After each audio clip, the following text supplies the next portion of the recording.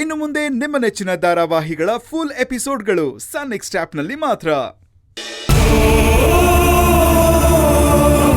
ಪುಟಿ, ಈಗಾಗಲೇ ನಿನ್ನ ಹೊಟ್ಟೆಯಲ್ಲಿ ಒಂದು ಮಗು ಇದೆ. ಮೊದಲು ಈ ಮಗುನ ಒಳ್ಳೆ ರೀತಿಯಲ್ಲಿ ಹೆತ್ಬಿಟ್ಟು ನಮ್ಮ ಕೈ ಕೊಟ್ಬಿಡು. ಅಷ್ಟು ಸಾಕಮ್ಮ. ಇದನ್ನ ನಾನು ಯಾಕೆ ಹೇಳ್ತಾ ಇದ್ದೀನಿ ಅಂದರೆ, 101 ಮಕ್ಕಳನ್ನು ಹೆತ್ತಿರೋ ಗಾಂಧಾರಿಗಿಂತ ಪಾಂಡವರನ್ನು ಸಾಕಿರೋ ಕುಂತಿ ಬಗ್ಗೆನೇ ಜನ ಹೆಚ್ಚು ಮಾತಾಡೋದಮ್ಮ. ಎಷ್ಟು ಮಕ್ಕಳನ್ನ ಹೆರ್ತೀವಿ ಅನ್ನೋದು ಮುಖ್ಯ ಅಲ್ಲಮ್ಮ. ನಾವು ಹೆತ್ತ ಮಕ್ಕಳನ್ನ ನಾವು ಯಾವ ರೀತಿ ಬೆಳೆಸಿದ್ವಿ, ಸಾಕಿದ್ವಿ ಅನ್ನೋದು ಮುಖ್ಯ ಆಗುತ್ತೆ.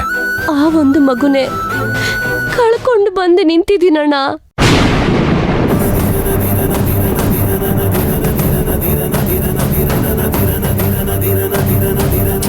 ಪುಟಿ, ಏನಮ್ಮ ಇದು? ಮತ್ತೆ ಮತ್ತೆ ನೀನು ಅದೇ ಕಲ್ಪನೆ ಲೋಕಕ್ಕೆ ಹೋಗ್ತಿದ್ಯಾ ಅನ್ಸತ್ತೆ. ನೋಡು ಪುಟಿ, ನಿನ್ನ ಮಗುನ ಹೇಗೆ ನೋಡ್ಕೋಬೇಕು, ಹೇಗೆ ಸಾಕಬೇಕು ಅನ್ನೋದು ನನಗೆ ಚೆನ್ನಾಗಿ ಗೊತ್ತಿದೆ. ನೀನು ಅದರ ಬಗ್ಗೆ ಎಲ್ಲ ಏನೂ ಯೋಚನೆ ಮಾಡಬೇಡ.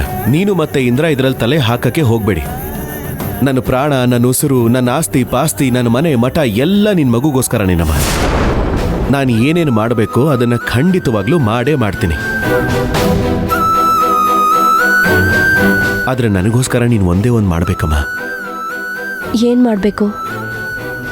ನನ್ನ ಆಸೆನ ನಿರಾಸೆ ಮಾಡಬೇಡ ಅಷ್ಟೇ. ಅಣ್ಣ, ನಿನ್ ಸಂತೋಷಕ್ಕೆ ನಾನು ಯಾವತ್ತೂ ಅಡ್ಡಿ ಬರೋದಿಲ್ಲ. ನನ್ನ ಸಂತೋಷನ ಕಿತ್ಕೊಂಡಿರೋದು ಆ ದೇವ್ರು. ಅಣ್ಣ, ಅದು ಅದು